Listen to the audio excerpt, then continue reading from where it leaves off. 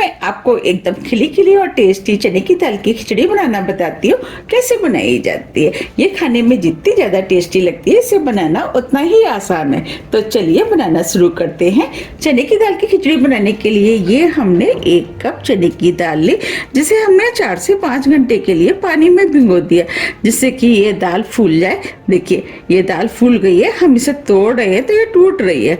बस हमें इसी टाइप की फूली हुई दाल चाहिए। ये हमने 1.5 कप चावल लिए हैं। अब जो हमने चावल लिए हैं उसमें भी हम पानी डाल देते हैं।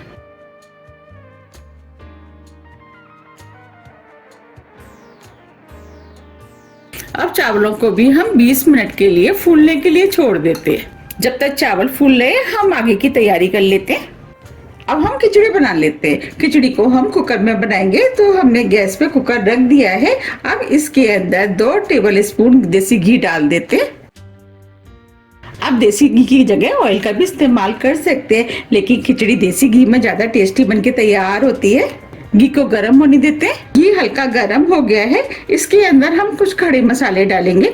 खड़े मसाले में ये हमने 1 तेज पत्ता लिया है, 4 से 5 लौंग, 2 सूखी वाली लाल मिर्च, 10 से 12 काली मिर्च, 1 इंच दालचीनी का टुकड़ा, 2 छोटी इलायची, 2 बड़ी इलायची, थोड़ी सी हमने जावित्री लिए। अब सभी खड़े मसालों को हम कुकर में डाल देते हैं और इसी के साथ 1 चम्मच जीरा डाल देते हैं और सभी खड़े मसालों को स्लो फ्लेम पे कुछ सेकंड के लिए भून लेते हैं। अब ये मसाले भी भुन गए हैं। ये 2 मीडियम साइज की प्याज लिए, जिसे लंबे पीस में हमने काट लिया है। अब प्याज को भी हम इसके अंदर डाल देते हैं।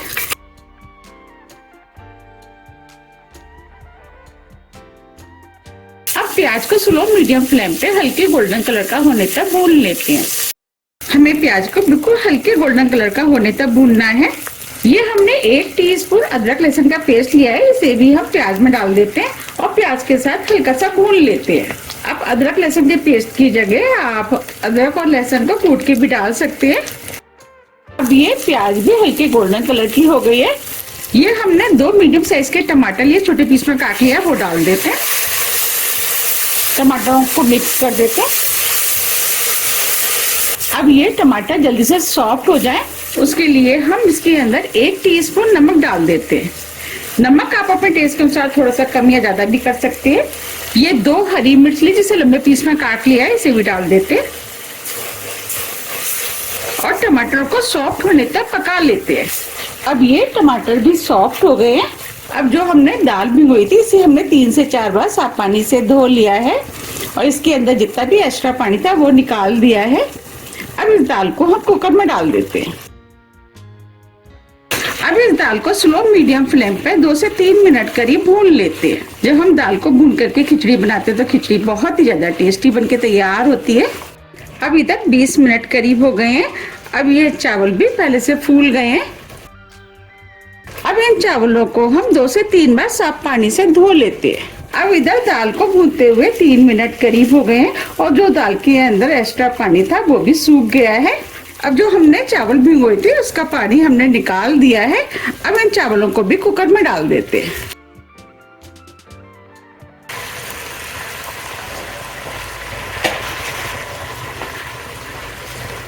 अब चावलों को हल्के हाथों से चलाते हुए 1 मिनट करीब भून लेते हैं।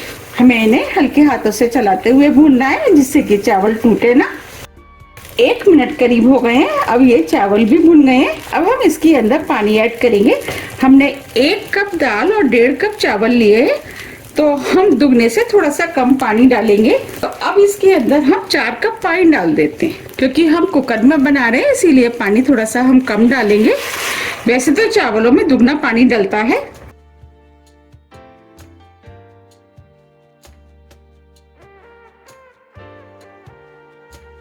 ये हमने 4 कप पानी डाल दिया है। पानी को चावल में मिक्स कर देते हैं। अब फुल फ्लेम पर इसमें 1 उबाल आने देते हैं। खिचड़ी में 1 उबाल आ गया है। अब इसमें हम थोड़ा सा हरा धनिया डाल देते हैं, इससे फ्लेवर अच्छा आएगा। और एक बार इसे हम इस तरीके से चला देते हैं। अब कुकर को बंद कर देते हैं।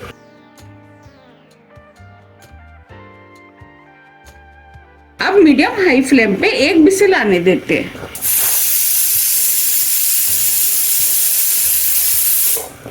एक विसिल आ गई है। अब फ्लेम को हम स्लो कर देते हैं और 2 मिनट के लिए खिचड़ी को और पकने देते हैं। 2 मिनट करीब हो गए हैं। अब फ्लेम को ऑफ कर देते हैं और कुकर को ठंडा होने देते हैं। जब तक कुकर ठंडा हो रहा है हम खिचड़ी के साथ खाने वाला रायता बना लेते हैं। हम खीरे का रायता बनाएंगे। उसके लिए ये हमने 1 कप दही लिया, जिसे हमने फैट लिया है। जो हमने खीरा लिया था उसे हमने कद्दूकस कर लिया है। और इसके अंदर से हम 2 टेबल स्पून खीरे को दही के अंदर डाल देते हैं।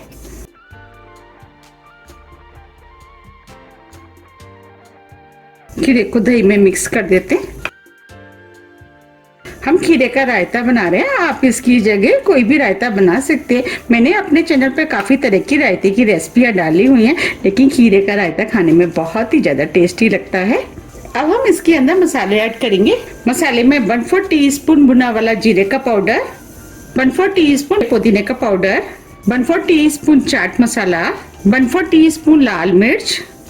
मिर्च आप अपने टेस्ट के अनुसार थोड़ी सी कम या ज्यादा भी कर सकते हैं, लेकिन रायते में थोड़ी सी कम मिर्च पड़ती है।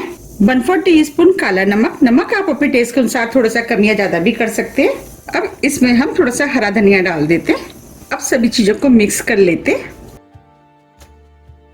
अब ये सभी चीजें अच्छे से मिक्स हो गई हैं। अब ये खीरे का रायता बनके तैयार हो गया है।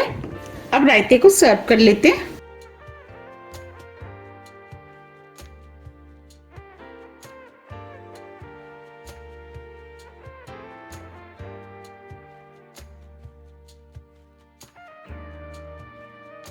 अब इसके ऊपर हम थोड़े से खीरे डाल देते हैं, थोड़ी सी लाल मिर्च, जीरा, थोड़ा सा हरा धनिया। देखिए कितना बढ़िया खीरे का रायता बनके तैयार हुआ है। अब ये रायता तो बनके तैयार हो गया है। अब हम कुकर को देख लेते हैं। अब इधर कुकर भी ठंडा हो गया है, इसे हम खोल लेते हैं। देखिए कितनी खिली खिली खिचड़ी बनके तैयार हुई है और चावल का एक ही दाना खिल रहा है। अब मैं आपको खिचड़ी को चेक भी करा देती हूँ। अब मैं इसमें से एक दाल का दाना ले लेती हूँ। देखिए हम इसको दबा रहे हैं तो ये दाल आसानी से दब रही है, इसका मतलब दाल पक गई है। अब मैं आपको चावल को भी चेक करा देती हूँ। देखिए ये हमने एक चावल का दाना लिया है। देखिए हम चावल को भी दबा रहे हैं तो ये दब रहा है, इसका मतलब चावल भी अच्छे से पक गए हैं। ये बहुत ही ज्यादा बढ़िया खिचड़ी बनके तैयार हुई है और इसके अंदर से बहुत अच्छी खुशबू आ रही है। अब हम खिचड़ी को गर्मा गर्म सर्व कर लेते हैं। आप देख पा रहे कितनी बढ़िया चने की दाल और चावल की खिचड़ी बनके तैयार हुई है और खिचड़ी का एक ही दाना खिला खिला बनके तैयार हुआ है। ये खिचड़ी जितनी देखने में सुंदर लग रही है उससे ज्यादा ये खाने में टेस्टी लगती है। तो आप भी इसे बनाइए, खाइए, फिर मुझे कमेंट्स करके ये जरूर बताइए कि आपको ये खिचड़ी कैसी लगी। और इसके अंदर हमने बहुत कम मसालों का इस्तेमाल किया है, फिर भी ये बहुत ही ज्यादा टेस्टी बनके तैयार हुई है। तो आप भी इसे बनाइए, खाइए, फिर मुझे कमेंट्स करके ये जरूर बताइए कि आपकी खिचड़ी कैसी बनके तैयार हुई और आपको ये कैसी लगी। अब हम इसके ऊपर थोड़ा सा हरा धनिया डाल देते हैं। आप इस खिचड़ी का जो मैंने आपको रायता बनाना बताया उसके साथ खाएंगे तो ये खाने में और भी ज्यादा टेस्टी लगती है। आप इसे धनिया पुदीने की चटनी के साथ भी खा सकते हैं। अब मैं आपको पास से भी दिखा देती हूँ।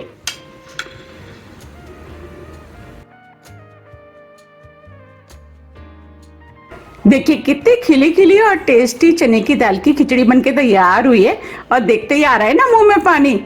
अगर आपको मेरी रेसिपी थोड़ी भी पसंद आती है तो रेसिपी को लाइक कीजिए, चैनल को सब्सक्राइब कीजिए और ज्यादा से ज्यादा शेयर कीजिए। अब हम फिर मिलते हैं इसी तरह की टेस्टी रेसिपी के साथ। जब तक के लिए नमस्कार।